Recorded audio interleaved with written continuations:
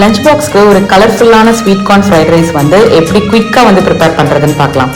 பேனை ஹீட் பண்ணி அதில் வந்து எண்ணெய் தேவையான அளவு ஊற்றிட்டு பொடியாக நறுக்கின கோஸ் ஃபஸ்ட்டு ஆட் பண்ணிக்கிறேன். ஸோ அதுக்கு தேவையான உப்பு, கேரட்டு, பீன்ஸு, குடமிளகா, காரத்துக்கு வந்து க்ரீன் சில்லி சாஸ் இருந்தால் ஆட் பண்ணலாம். ஸோ என்கிட்ட பச்சை மிளகா இருந்தனால அதை பொடியாக நறுக்கி ஆட் பண்ணிக்கிட்டேன். ரைஸ் பார்த்தீங்கன்னா வேகும் போதே அதில் கொஞ்சம் உப்பு எண்ணெய் சேர்த்து நம்ம வேக வச்சோம் அப்படின்னா அரிசி உடையாமல் உதிரி உதிரியாக ப்ளஸ் டேஸ்ட்டும் நல்லாயிருக்கும். ஸோ ஃப்ளேவருக்காக கொஞ்சமாக சோயா சாஸ் வந்து ஆட் பண்ணிவிட்டு ரைஸை ஃபைனலாக இதில் மிக்ஸ் பண்ணி பிளாக் பெப்பர் போட்டு வந்து மிக்ஸ் பண்ணிடணும்.